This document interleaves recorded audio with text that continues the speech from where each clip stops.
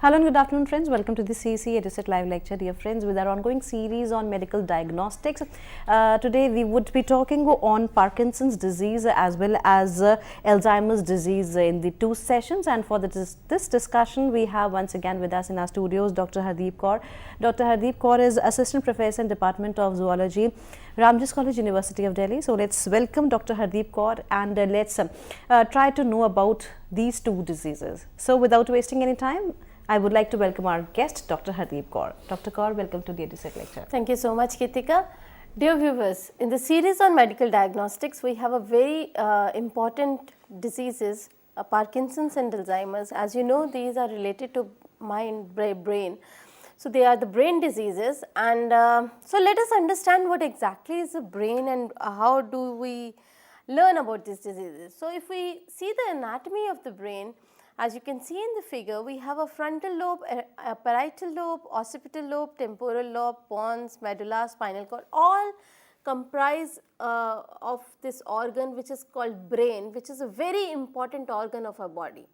Now brain, we all are aware, it's an intricate part of our body. It is not only controlling the memory, the awareness about self, the awareness about environment, surroundings, to all extent the memory responsible, all the memories of all events, everything, this is all controlled by brain. The homeostasis, the maintenance of temperature within our body, they are all work of the brain.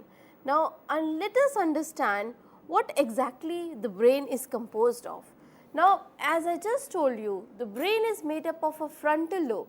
Now, this frontal lobe is by and large mostly responsible for all kinds of planning, thinking, problem solving, emotions, behavioral controls, personality development. They are all under the forte of frontal lobe.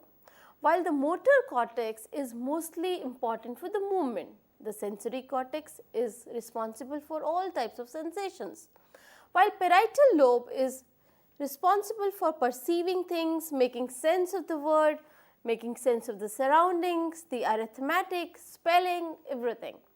The occipital lobe, as the name suggests, is directly responsible for the vision, while the temporal lobe is mostly concerned with memory, understanding, language, etc.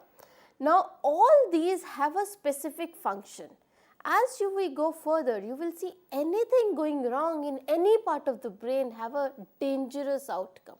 So, let us understand this magnificent organ and the problems associated with it, and the two major problems is Parkinson's and Alzheimer's. Now, so rightly said by William Altman, the brain is a monstrous, beautiful mess. Its billions of nerve cells called neurons lie in a tangled web that displays cognitive powers for exceeding any of the silicon machines we have built to mimic it. Nothing can actually mimic brain. It's a most magnificent organ, the most beautiful mess of neurons. Now, what exactly is a neuron? Neuron and neuroglial cells, the glial cells, are the main cells of the brain. Now, neurons or the nerve cells, as commonly said, they are responsible for transmitting message from one neuron to another neuron.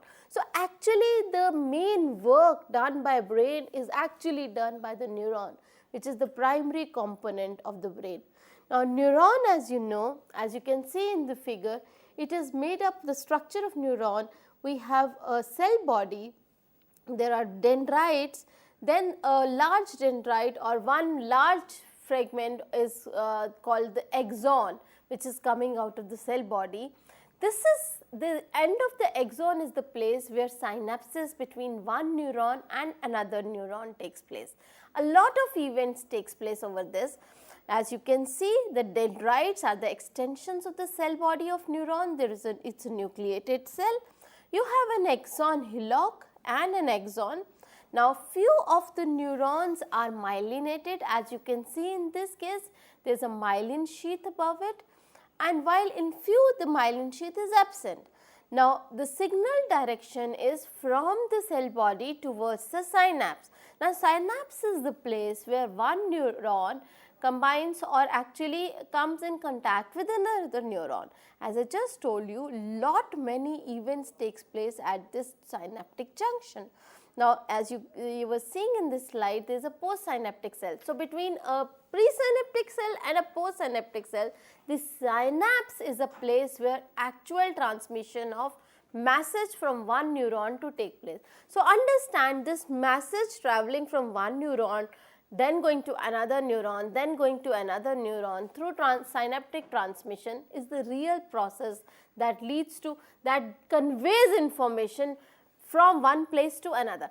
Now, depending upon from where the information is coming, we describe neurons as sensory neurons or motor neurons.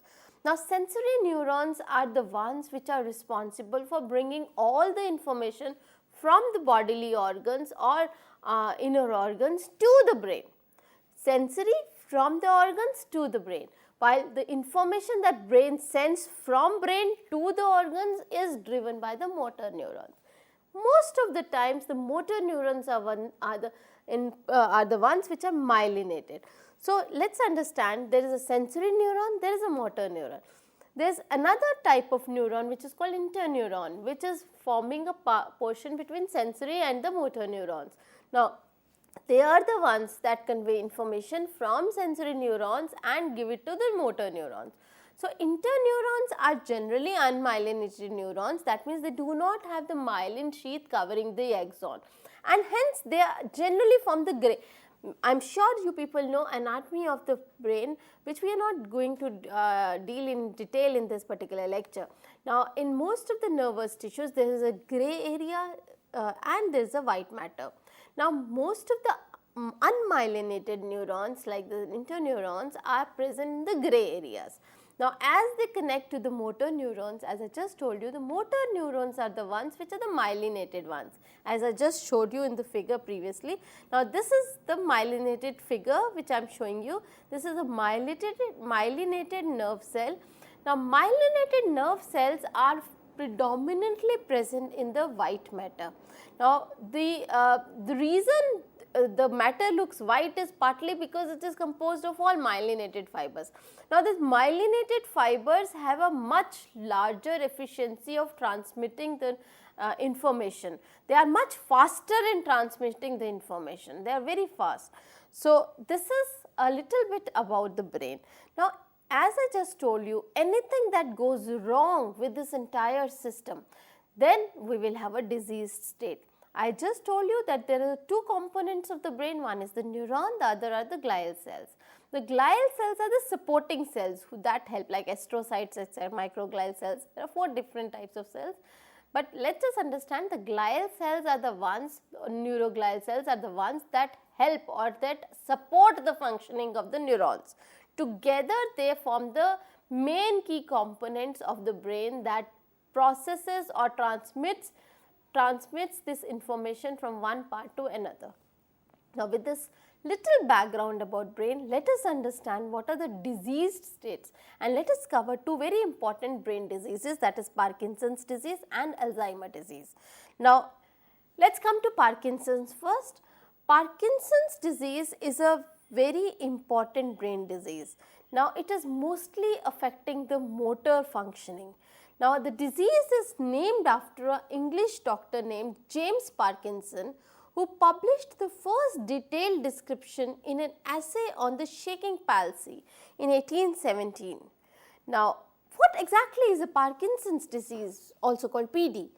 It's a chronic progressive movement disorder. As I just told you, it's mainly a motor disorder, meaning that symptoms continue and worsen over time. Nearly 1 million people in US alone are living with Parkinson's disease. The cause is unknown, and although there is presently no cure, there are treatment options such as medication and surgery to manage its symptoms. Now, the burden of Parkinson's disease and other neurodegenerative diseases is growing day by day. As you can see, the distribution of individuals with Parkinson's disease from 2005 to 2030, this is just about the individuals over 50 in the world's 10 most and Western Europe's 5 most populous nations. As you see, In 2005, almost in China, 48% of the people afflicted with Parkinson will be present in China. And this number is likely to increase in 2030 with almost 57% people afflicted with Parkinson living in China. For others, as you can see, maybe in India, the rate is almost 8%, which may continue till 2030. While there is a slight decrease in US, this is all, of course, this is a projected figure. This projected figure is based on the development of new techniques, new treatments, new medications. And as you can see, in the developed nations like US and Europe, there is a high likelihood of the burden of Parkinson diseases going down in these two places. Like US, it's coming from 8% to 7%, while in Europe there is a tremendous decrease, likelihood of it decreasing from 20% to 14%. Of course, as I just told you, this is all projected. Now, the projected number of people with Parkinson's disease in the most populous nations from 2005 through 2030. As you see, the growth between 50 to 100%, the blue represents the growth between 50 to 100%, while greater than 100% is represented by red. And as you can see, China and to some extent India is also in the red zone. Now, it is a very alarming state. The Parkinson is increasing day by day. So, right now there is a real need to control all these neurodegenerative diseases for a healthy society. Now, what exactly is a Parkinson disease? Let us understand it one more time. Parkinson's at the molecular level involves the malfunction and death of vital nerve cells in the brain called neurons. Parkinson's primarily affect neurons in a specialized area of the brain which is called the substantia nigra. Some of these dying neurons produce dopamine, a chemical that sends messages to the part of the brain that controls movement and coordination. Now, as PD progresses, the amount of dopamine produced in the brain, specifically by these dying neurons, keep on decreasing. Hence, the person which is getting affected by PD is unable to control movement normally, because dopamine is a very important part of the chemical messenger which controls movement and all kinds of coordination in a person. So, the decreased amount of dopamine means more likelihood of advanced Parkinson, more likelihood of uncontrolled movements, more likelihood of least coordination among various organs of the body. Now, let us understand what exactly is dopamine. Dopamine is an important central nervous system neurotransmitter. Now, as I was just telling you, there is a big role of neurotransmitters between presynaptic and a postsynaptic neuron, or between two neurons. As I just told you, between two neurons there is a synaptic junction. At the synaptic junction there is a release of neurotransmitter. Now, dopamine is one of the most important neurotransmitter that is transmitted from one neuron to another neuron. So, technically a neuron is secreting a dopamine and the other neuron is perceiving the dopamine through its dopamine receptor. Now, similarly there are other neurotransmitters like GABA, etc., but here predominantly what we are talking about is the dopamine. Dopamine is an important central nervous system neurotransmitter, and loss of dopaminergic neurons or projections in the basal ganglia. Basal ganglia is a very important part of the brain. Now, whenever there is a loss of dopaminergic projections, that means those neurons that are secreting dopamine. So, dopamine secreting neurons, whenever there is a loss of these neurons in the basal ganglia of the brain, it leads to Parkinson's disease. As you can see, this is the chemical structure of dopamine. Now, dopamine actually gets converted to norepinephrine through the enzyme called dopamine beta hydroxylase. That means dopamine beta hydroxylase is catalyzing conversion of dopamine to norepinephrine. Whenever there is a loss, whenever there is an advanced PD, it is because of this reaction not taking place, that is dopamine is not getting converted to norepinephrine. Now, as I just told you, neurons releases two neurotransmitter molecules, one is dopamine and the other is GABA. And as you can very well see, at the synaptic junction between the one neuron and the other neuron, the dopamine is released. The other neuron has a dopamine receptor. As you can see, the sender neuron is secreting dopamine, while the receiver neuron has a dopamine receptor which is perceiving the release of dopamine. Now, this process is very important. Now, such neurons which are secreting dopamine are existing at the basal at certain regions in the brain, the basal ganglionic region of the brain. Now, whenever there is a degeneration of such neurons, the motor functions get affected, and this is what is Parkinson's disease. Now, here are two pathways which are showing. There is a dopamine pathway, there is a serotonin pathway. Now, dopamine is transmitted actually by three major pathways. The first extends from substantia nigra to the caudate nucleus putamen, which is also called neostratum, and is concerned with sensory stimuli and movement.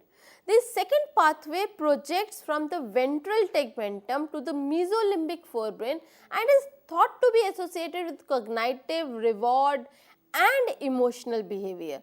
The third pathway, which is known as the tuberoinfundibular system, is concerned with neuronal control of hypothalamic pituitary endocrine system. So, all these three pathways together are responsible for transmitting dopamine. Now, what exactly happened? As you can see, the dark portion is substantia nigra, which is highlighted in red in this particular figure. Now, the substantia nigra is a brain structure which is located in the midbrain that plays a very important role in reward, addiction and movement. Now, substantia nigra actually in Latin means a black substance that reflects the part that parts of the substantia nigra appears darker than the neighboring areas due to the high level of neuromelanin in dopaminergic neurons. This was discovered in 1784. Now, Parkinson's disease is characterized by the death of these neurons, these dopaminergic neurons, in particular portion called substantia nigra pars compacta. The compact portion, which is called pars compacta of substantia nigra, is the portion which has the maximum dopaminergic neurons.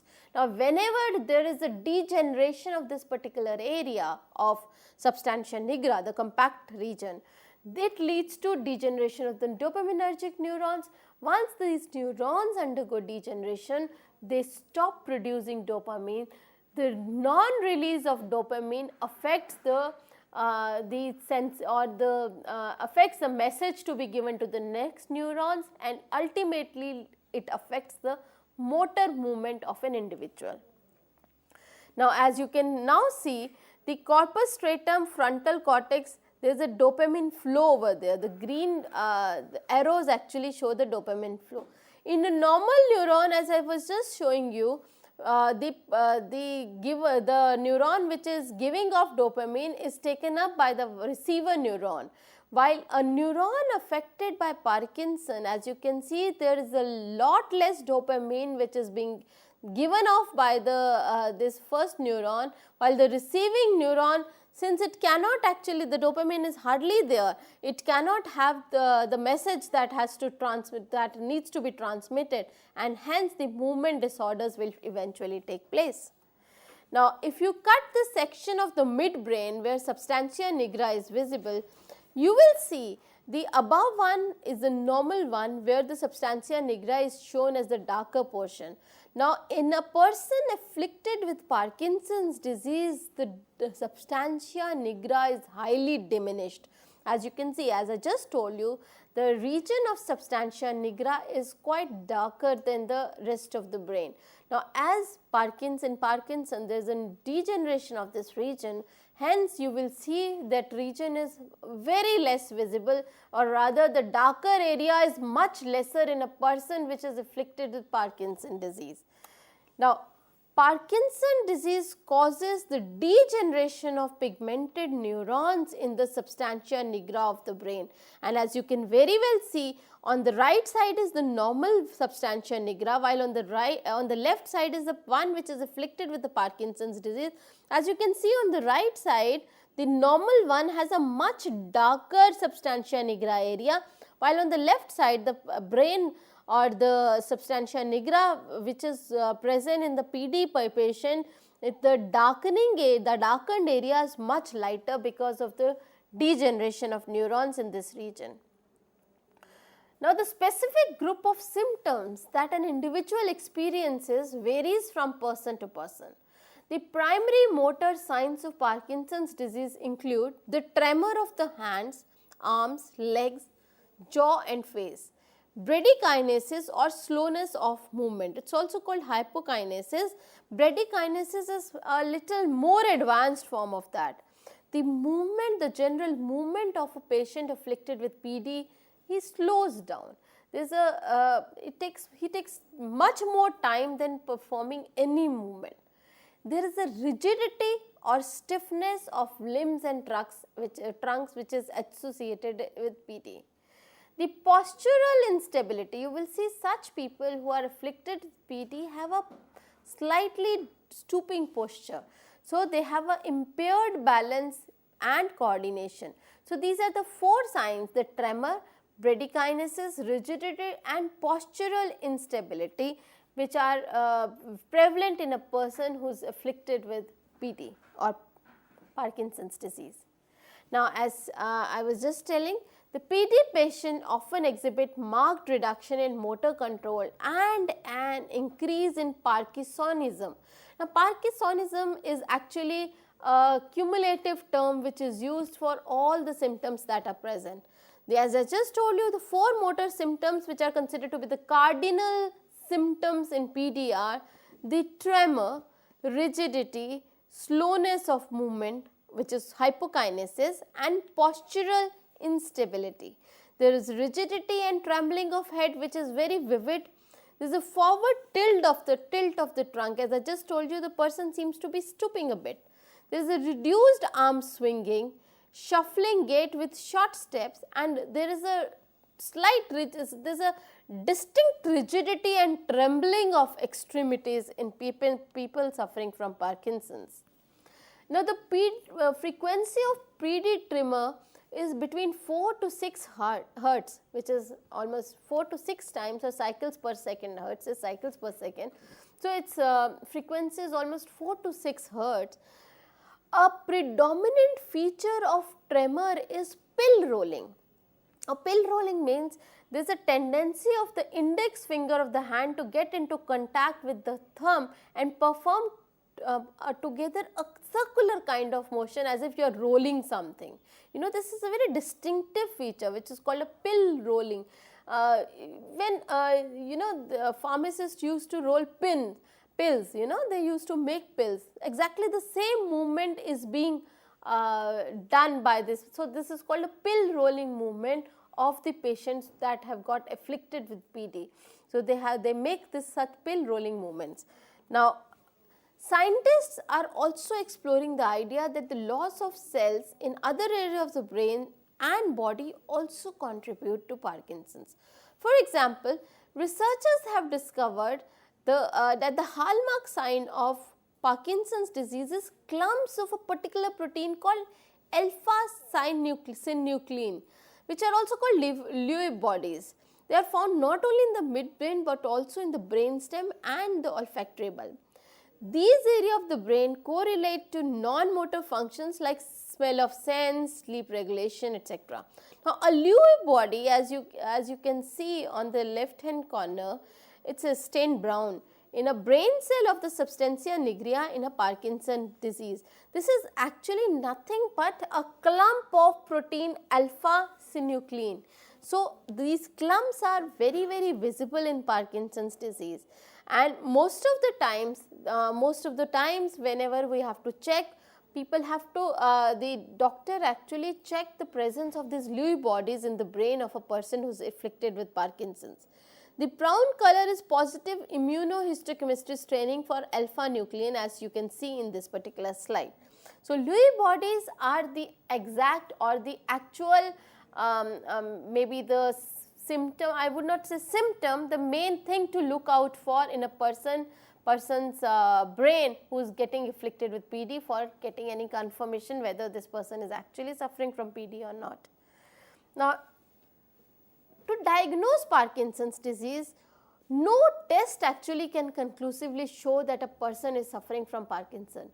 The doctor his diagnosis will be based on number of symptoms, the medical history, and certain results of certain simple exercises. The general practitioner will talk to you about the problems you are experiencing, and they may ask you to perform some simple mental or physical tasks, just like moving, walking around. That will help him in diagnosis of the disease. In the early stages, it is very difficult to say whether a person is actually having Parkinson, because the symptoms are actually very mild.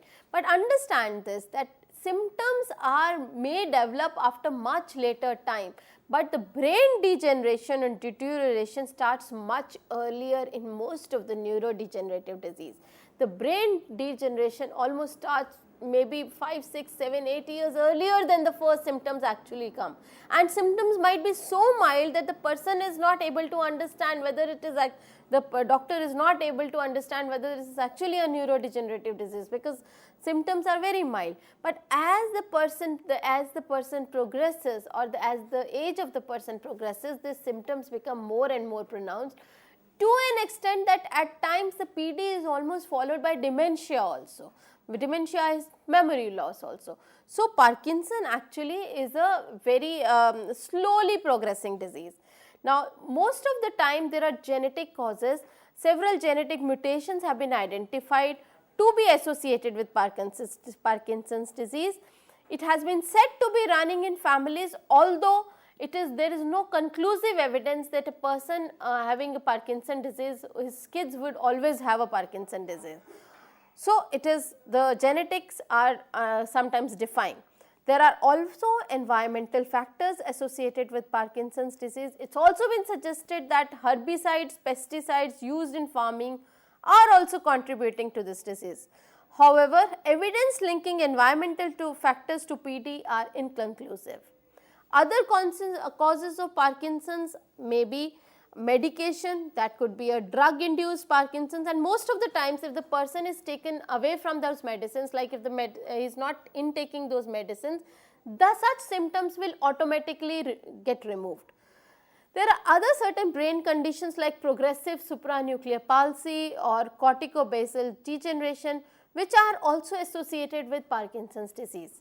Sometimes the cerebral infarction also can take place, like for example, a person afflicted with many episodes of strokes ultimately develop Parkinson's disease. So, these are the other causes, the medication, certain brain conditions or stroke, which can also lead to Parkinson's in a particular individual. Now, the most of the treatment for Parkinson's disease include levodopa, which is the most important drug or a drug of choice. Certain dopamine agonist, the agonist is a compound that activates actually dopamine receptor. So, you give this agonist, the dopamine receptors may get revived. So, they include like ropinirole, pramipexole, etc. Anticholinergics, for example, trihexyphenidyl, antiglutamatergics, for example, amantadine, are also used as Parkinson's disease treatment in the Parkinson's disease treatment regimen.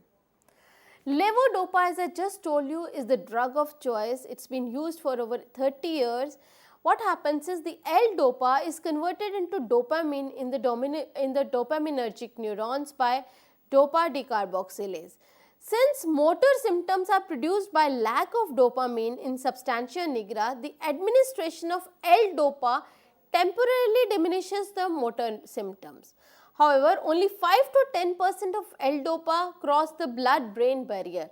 The remainder is generally metabolized by the normal metabolic processes occurring in the blood.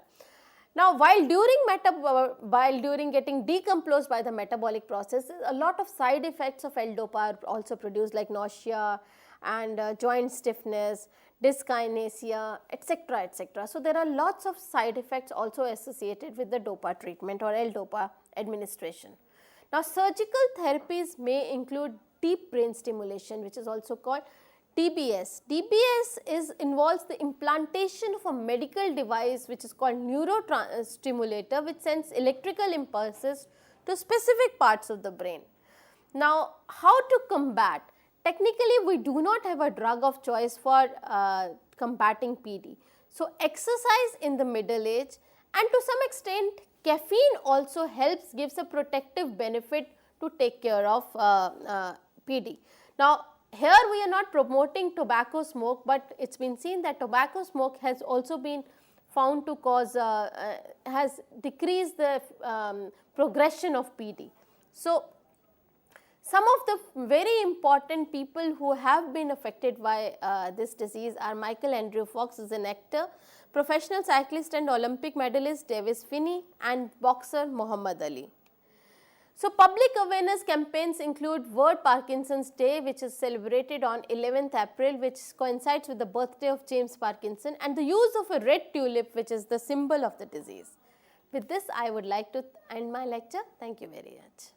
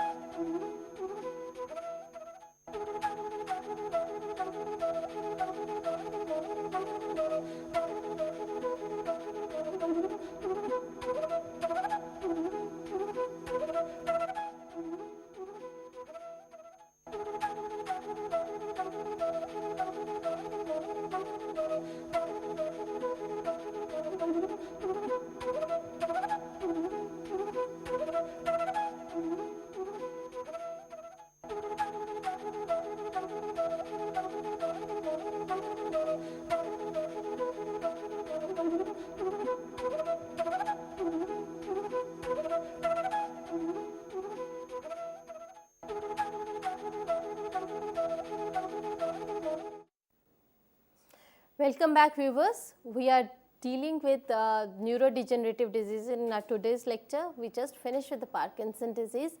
Now, in this particular stretch of lecture, we will be talking about Alzheimer's disease, a very important neurodegenerative disease. Now, as you all are aware, we are talking about brain, a very important, very intricate organ, maybe the mystery of which is still a mystery. So, actually brain is one organ which is regulating everything. A person, maybe the most important part of our body is the brain, whether it is to deal with the motor functioning, whether it is to deal with the, let's say, all kinds of problem solving, perception of pain, perception of anything, solving any mathematical things, or making any conversation, or learning a new language. You name it, and it is the brain which is making a very important role in our body. Probably it's very right to say that brain is the one thing which is the most important organ. Let's not undermine other organs, but maybe brain is the king of our body. So, Alzheimer is one particular neurodegenerative disease where the brain is getting affected. Now, once the brain gets affected, it's mostly a chronic disease. But it's been found that early onset of Alzheimer's has also been seen in people who are like maybe 30 to 50, 40, 50 years of age. Although Alzheimer is considered to be prevalent in people post 60 years of age, but in certain individuals, which is called early onset Alzheimer, it can occur even at the age of 30 to 50. So, let us understand what Alzheimer is. Now, Alzheimer disease is the most common cause of dementia. Now, what is dementia? The word dementia describes a set of symptoms that can include memory loss and difficulties with thinking, problem solving, or language. Dementia is caused when the brain is damaged by disease like Alzheimer or a series of strokes. So, the person is having problem in remembering anything, his problem in thinking, he cannot solve a problem, he sometimes even the language becomes a problem. So, Alzheimer disease is the most common cause of dementia, but not all dementia is due to Alzheimer. As in our previous lecture, we just understood that in the later stages of PD, that is Parkinson's disease, dementia can also take place. So, dementia is not causing Alzheimer, but Alzheimer, the dementia is one part of Alzheimer. So, Alzheimer is leading to dementia, but not all dementia is because of Alzheimer. So, let us just understand that first. So, what is dementia?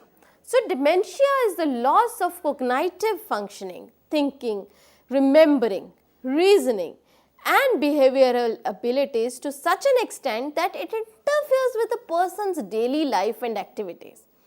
Dementia ranges in severity from the mildest stage, which is called let's say short-term memory kinds, when it is just beginning to affect a person's functioning, to the most severe stage when the person must totally depend or it's dependent on others for his daily chores. Now, other conditions that may cause memory loss or dementia, as I just told you, could be a medication side effect, which is sometimes is just a physiological effect, and where the medication is stopped and you get back your memory. So, it could be a medication side effect, could be chronic alcoholism or tumor or infection in the brain, or it could be a brain clot, a blood clot in the brain. Sometimes even vitamin B12 deficiency also cause dementia.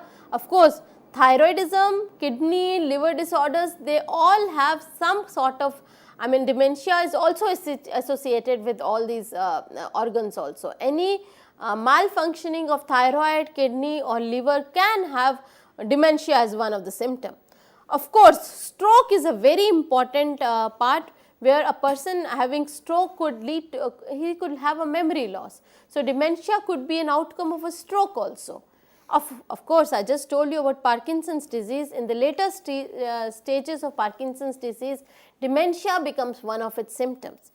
Sleep disturbances, which sometimes look very simple and very maybe sometimes we say it's very obnoxious, but understand that sleep disturbance could also be cause of a dementia.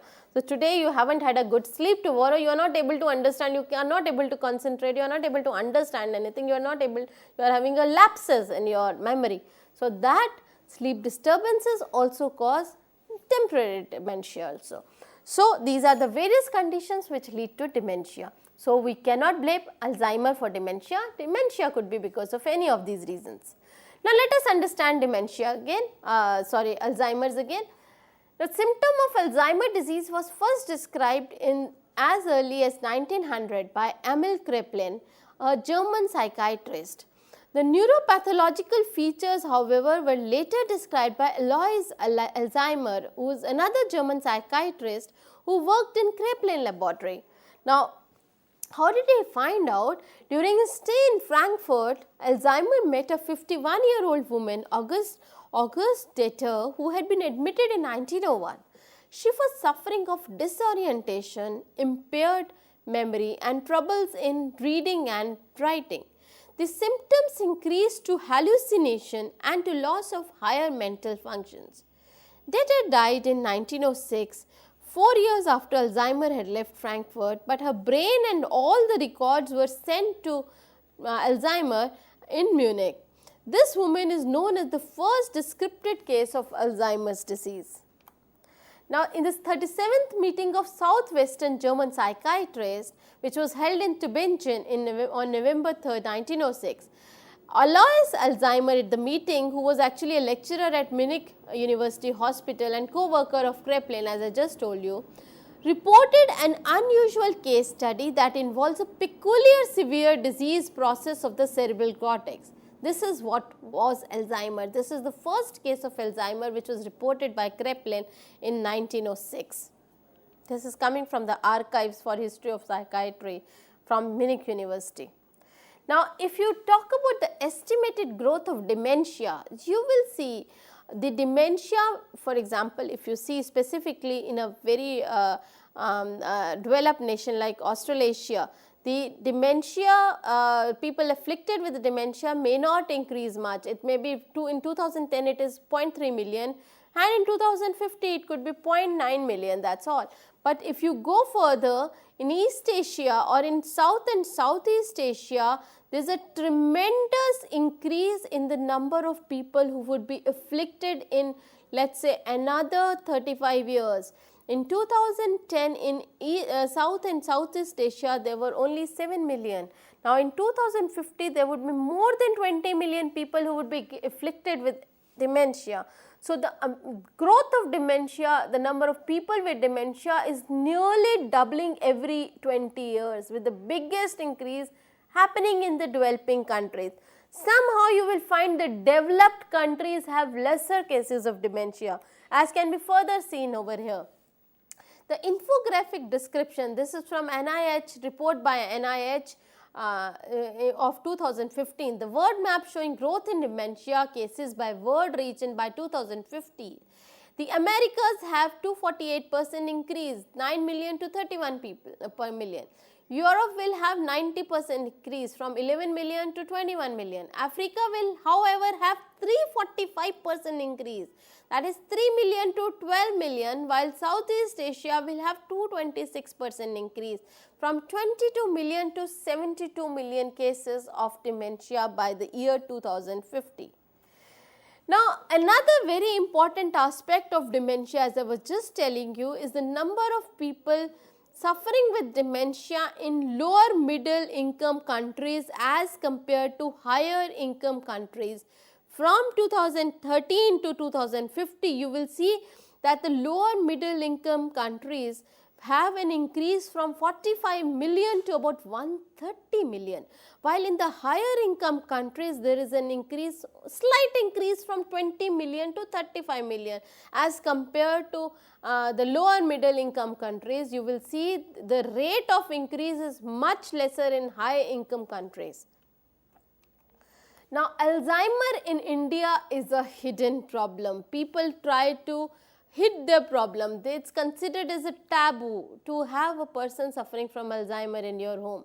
People don't come out openly. So, it's one of the biggest problem. One thing is to have a problem, and the second thing is to avoid talking about that problem, to avoid that.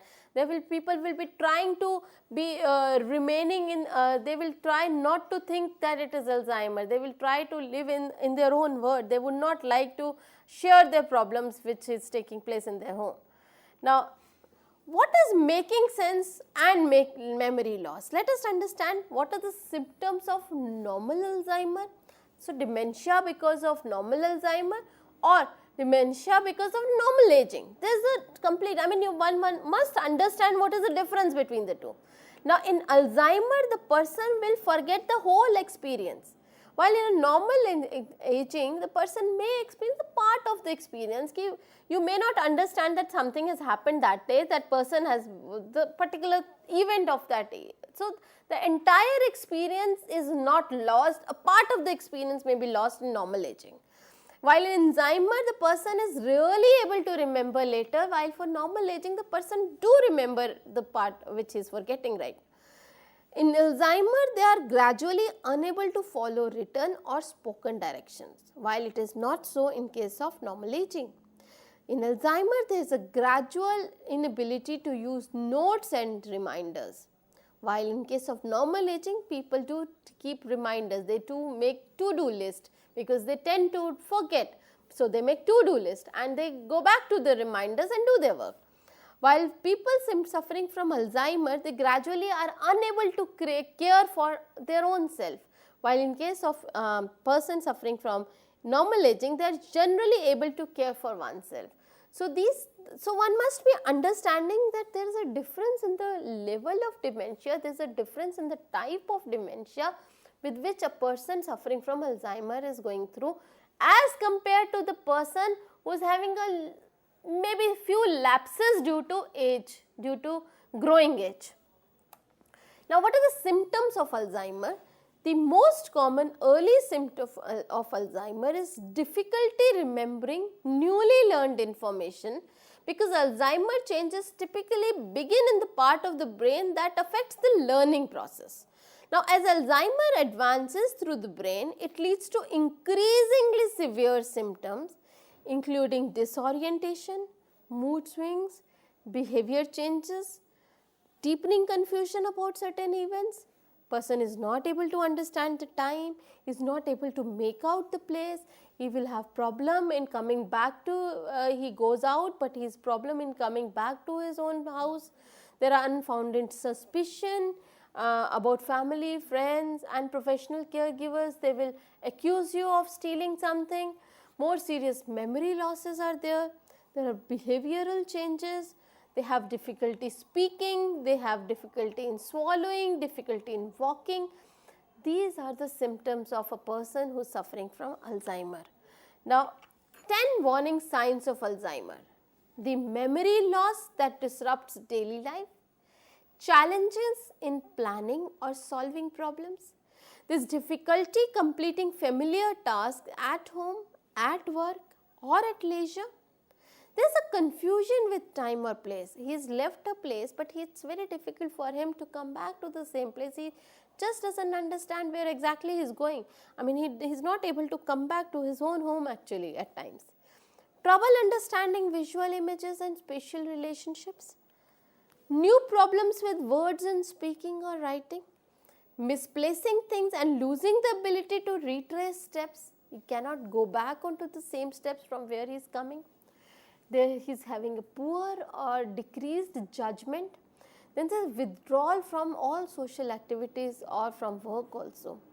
And of course, there are changes in moods, changes in personality. A very highly gregarious person suddenly become highly reclusive. He doesn't understand anybody who is around him. And in chronic stages and in later stages, he at times is not even able to understand his own family members, the caregivers.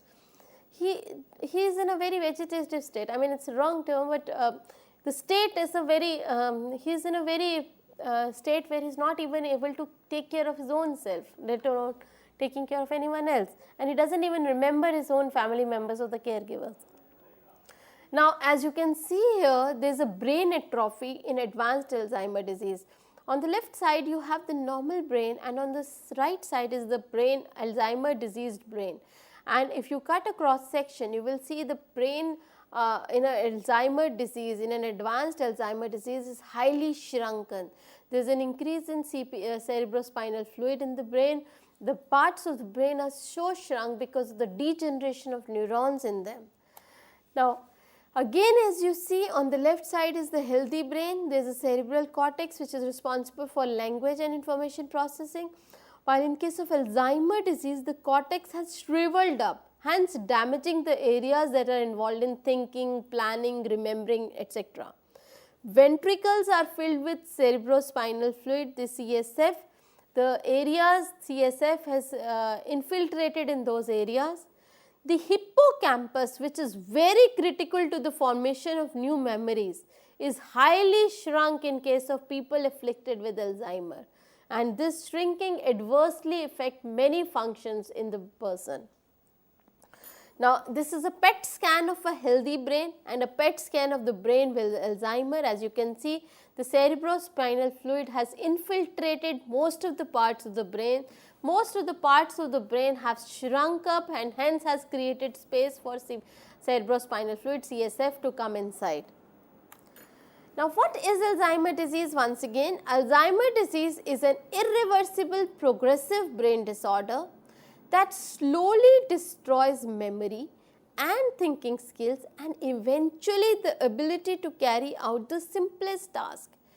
In most people, as I just told you, Alzheimer's symptoms appear first in mid-60s, while Alzheimer's disease is the most common cause of dementia among older adults.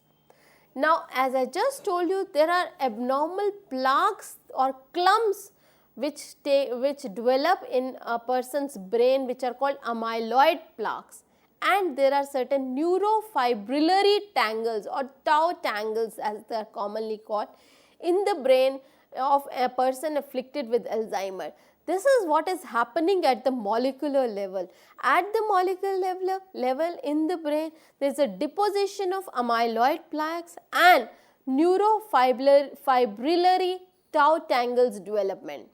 Another feature is the loss of connection. Now, you must understand that due to development of amyloid plaques and these tau tangles, the degeneration of neurons where they are developing will take place. Once these neurons start degenerating, they will lose their connection with other neurons. So, the loss of connection between neurons of the brain takes place. As I just told you, neurons transmit messages between different parts of the brain and from brain to muscles and organs in the body. So, once this connection is lost, the connectivity is lost, the signal, the messages will not travel to the respective organs, and hence there would be a lax, there would be a problem, there would be the information is not traveling. So, hence the person gets afflicted with Alzheimer. Now, as I was talking about amyloid plaques and the tau tangles, which are the hallmark of Alzheimer disease. On the left side is the healthy brain, on the right side is the Alzheimer's brain. As you can see at the end of in these neurons, there is development of neurofibrillary tangles as well as amyloid plaques. These are the hallmarks or the cardinal symptom, or rather cardinal features of Alzheimer disease, the amyloid plaques and neurofibrillary tangles, also called tau tangles, which are responsible for Alzheimer. Now, if a post-mortem check of the brain damaged brain tissue is done, you will see that once there would be, as you can see in the slide, there are AB plaques and the tau tangles which are clearly visible in a person who was afflicted with AD, that is Alzheimer. So, this is the post-mortem tissue sample. Now, what exactly is happening? The amyloid hypothesis of Alzheimer disease. The APP is the amyloid precursor protein. The amyloid precursor protein is actually cleaved by certain enzymes called secretase. Secretase could be beta secretase or gamma secretase to form a certain protein or called amyloid beta protein, which aggregates into amyloid plaques, that is a hallmark feature of Alzheimer disease. These amyloid plaques form when there is an imbalance between accumulation. See, generally APP is actually getting cleaved into AB, that is amyloid, the amyloid beta. But generally this amyloid beta fragment is removed by metabolism in our body. Now, if this metabolism gets impaired and there is accumulation and non-clearance of amyloid beta, then it would cause accumulation of amyloid beta fragments, which eventually will form amyloid plaques. The deposition of amyloid plaques in the neurons is finally responsible for aggravating the symptoms of AD, that is the Alzheimer disease. This is amyloid cascade hypothesis. As I was just telling you, APP gets converted to amyloid beta by secretase cleavage, and this amyloid beta is secreted between in the synaptic junction. Now, generally amyloid beta would be removed from the body by metabolism, but unfortunately in people afflicted with Alzheimer, there would be accumulation of AB, and AB will finally form extracellular AB plaques which get deposited in this region and will impair neuronal functioning. What happens to the brain in Alzheimer disease? Scientists continue to unravel the complex brain changes that are involved in the onset and progression of AD. It seems likely that the damage to the brain starts maybe a decade earlier. Now, this is true for most of the neurodegenerative disease, that actually the brain damage starts almost 6, 7, 8, almost 10 years earlier than the first symptoms appear. So, during this preclinical stage of Alzheimer disease, people seem to be symptom free, but toxic changes are taking place in the brain. So, lots of chemical reaction, lots of changes are taking place in the brain, but the person is unaware because the symptoms haven't yet developed or the symptoms are highly mild. Abnormal deposits of protein which form amyloid plaques and tau tangles throughout the brain finally causes the degeneration of the neurons which were once healthy, and these neurons stop functioning and lose connection with other neurons and finally die. The damage initially appears to take place in a particular region called hippocampus, that is the part of the brain which is essential in forming memories. As more and more neurons die, additional parts of the brain also get affected, and by the final stages of Alzheimer, damage is throughout in the brain and the brain tissue has shrunk significantly. So, this is a brain scan which help identify Alzheimer. On the left side is the normal scan. This is a PET scan or the positron emission tomography. The left image shows a normal brain while the right image is from Alzheimer. The blue and black areas in the right image indicate reduced brain activity due to Alzheimer disease. Now, how long can a person live with AD? Alzheimer is a slow disease that progresses in 3 stages: an early preclinical stage with no symptoms, a middle stage of mild cognitive impairment, and a final stage of Alzheimer's dementia. The time from diagnosis also depends upon at what age you are getting afflicted with Alzheimer. So, if a person is getting afflicted at the age of 80, so maybe only 3 or 4 years he may stay. Or if he is much younger, then he may stay for, he may remain alive for 10 or more years if he is younger. So, Alzheimer is currently ranked as the 6th leading cause of death in US, but recent estimates indicate that the disorder may rank 3rd just behind heart disease and the cancer as the cause of death for older people.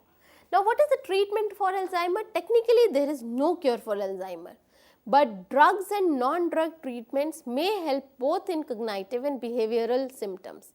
Researchers are looking for new treatments to alter the course of the disease and improve the quality of life for people who are suffering from Alzheimer or dementia due to Alzheimer.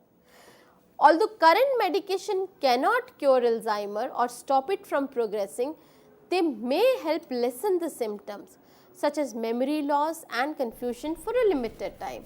So, few of the important medications, like one is the cholinesterase inhibitor. Cholinesterase inhibitor inhibits the enzyme cholinesterase which actually degrade acetylcholine. So, more of acetylcholine will increase the functioning of neuron. So, cholinesterase inhibitor and memantine, which is used to treat the cognitive symptoms like memory loss, are the main drug of choice in which has been approved by US Food and Drug Administration, that is FDA. Now, there is another important medication which has been given, that is vitamin E treatment.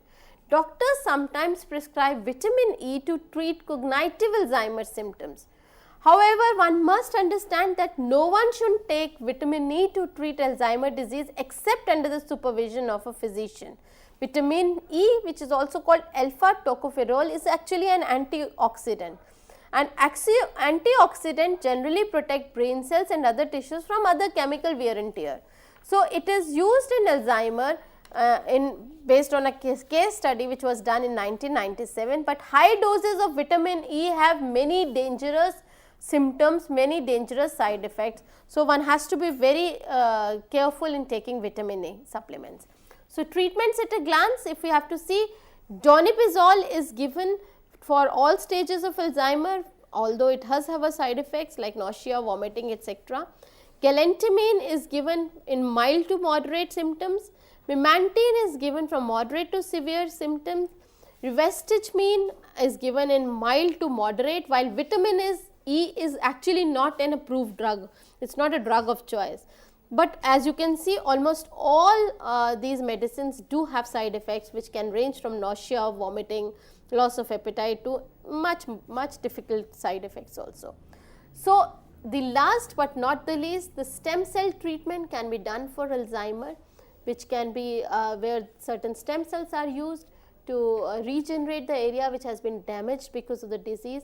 The research are still going on, new medicines are still on the way.